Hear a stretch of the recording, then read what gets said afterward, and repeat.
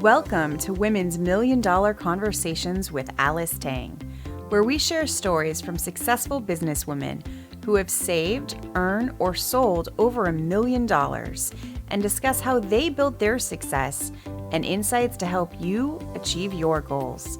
Now, let's join the conversation. Good morning, my friend from the East Coast, Susan Perry. How are you? Good morning, Alice. I'm well, thank you. How are you? Good. Thank you for being a guest and making time for this important recording. To me, it's really about empowering women so that they can reach to the moon. And you're one of the role models. Susan, our audience would like to know about you. Would you introduce yourself and tell us a little bit before we get into the questions? Absolutely. So my name is Susan Perry, and I opened my consulting doors 4 years ago. And Accelerate Your Changes is the name of my company.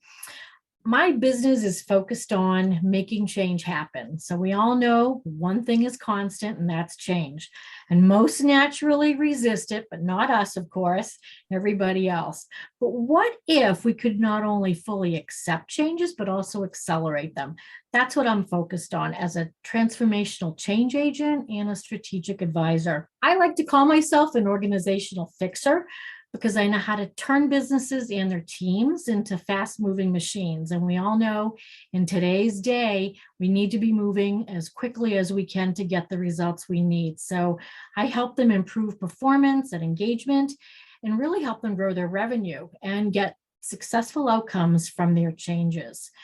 And really having leaders learn how to capitalize on change intentionally. So what does that mean? That means that I'm helping them to design strategies and roadmaps specific to their needs and challenges so that they can drive results as quickly as they can. I like to use a people-centric and inclusive approach to change leadership, really to help knock down any resistance that people might experience. It means change happens much faster. And then I also like to diagnose what's getting in the way of outcomes. I like to say, get my clients off the hamster wheel of relaunching, recommunicating, retraining, do-overs. It's all costly rework, and it's really a drain on everyone's energy. So that, in a nutshell, is what I do in my business. Great. So the first question, Susan, we start easy. What's the value of money? So the value of money, I'll say we didn't have a lot of it growing up, and decisions were extremely guided.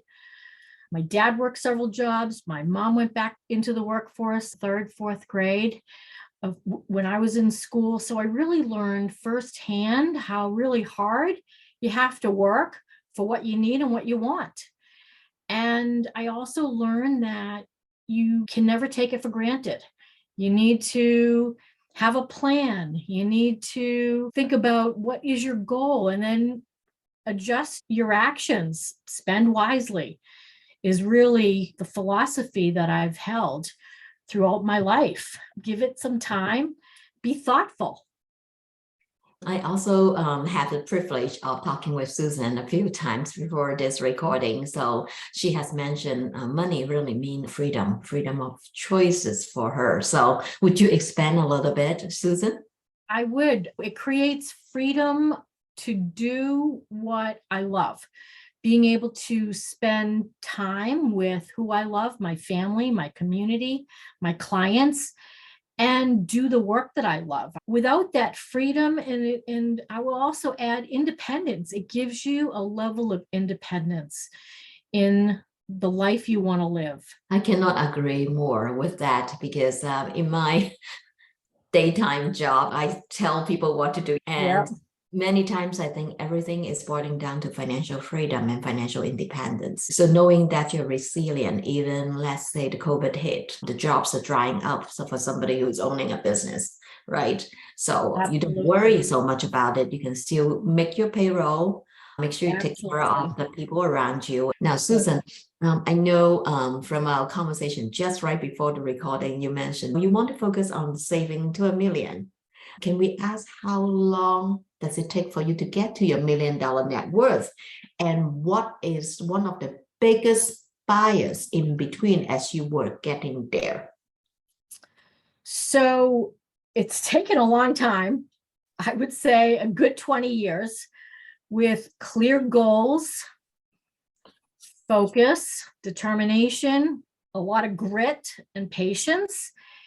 And what I would say from a bias standpoint is being a female has been a challenge, not so much today as it was as I was navigating my career early on, with so many men, successful men in the workforce. And I would say part of that for me was a bias around my education.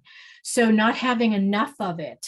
My parents didn't have the money to send me to college, and school loans weren't a big thing way back. And so as a result, I was a student for a large part of my professional career, attending college by taking advantage of my employer's tuition reimbursement benefits up and through the time I earned my MBA. So that has been a challenge, one I think I've successfully overcome, but it didn't happen easily. It didn't happen without a clear goal and without that determination and that ability to be resilient in spite of all of the challenges. You just have to do it. You're not stoppable. What I've gotten is once you have a very clear vision of what you want, including getting to the $1 million of saving and finishing at least 2 degrees that I heard about now.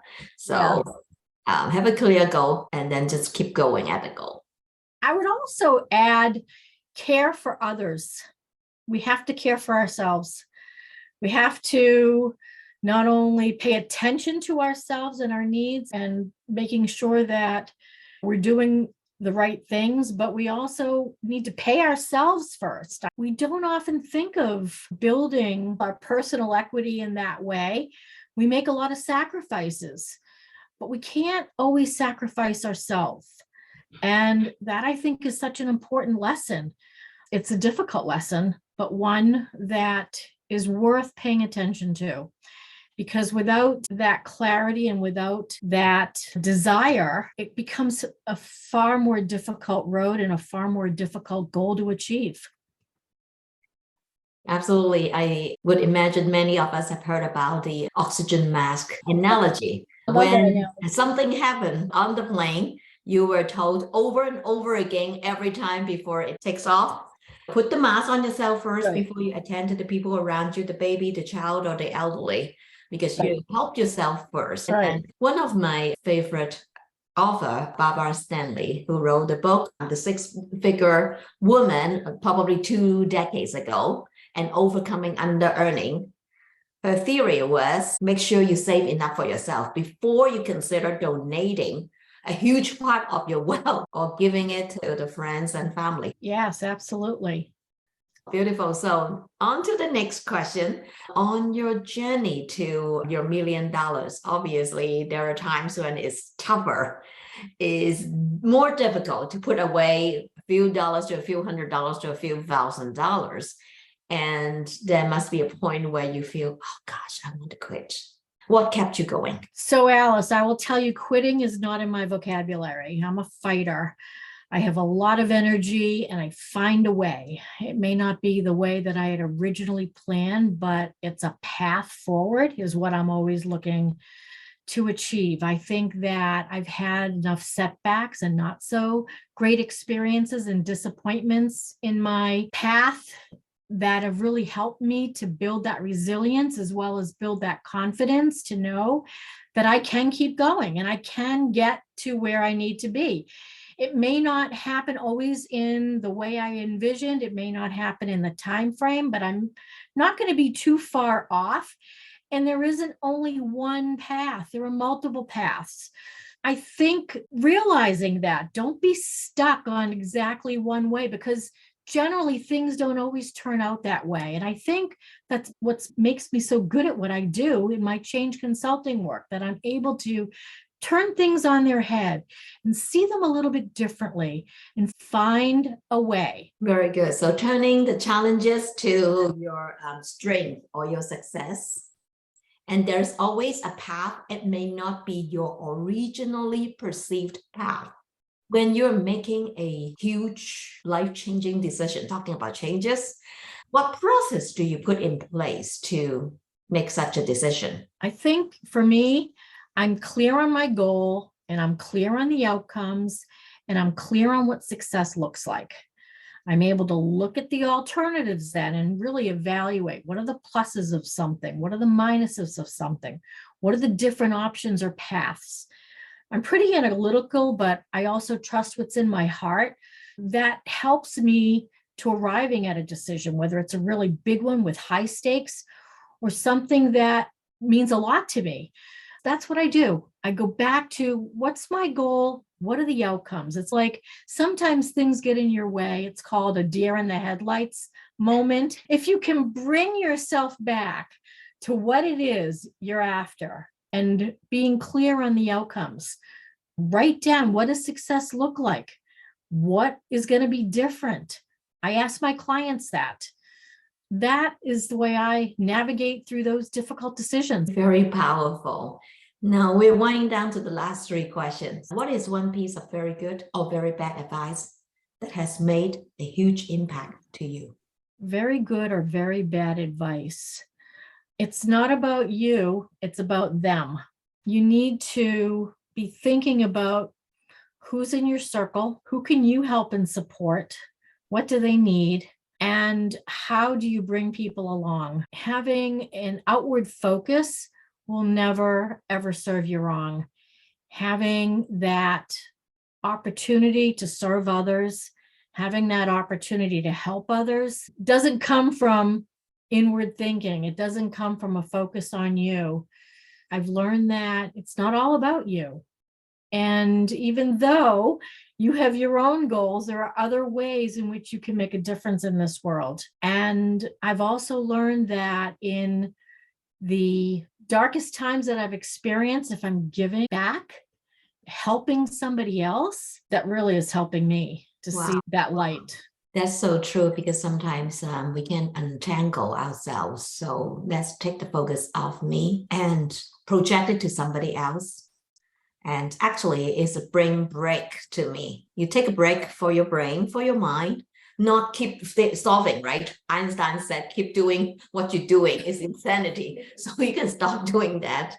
What are you grateful for? Oh, I'm grateful for so many things. I'm grateful for my family. I'm grateful to be in a location that has terrific healthcare because of my daughter and what she's experiencing. I'm grateful for the faith that I have, the experiences that I've been on. I really have a lot to be grateful for. My life has been wonderful. Thank you, Susan, for today's time together. If people would like to get a hold of you, how do they get to you? They can find me on accelerateyourchanges.com or LinkedIn. Thank you so much. I'm grateful for you. Thank you, Alice.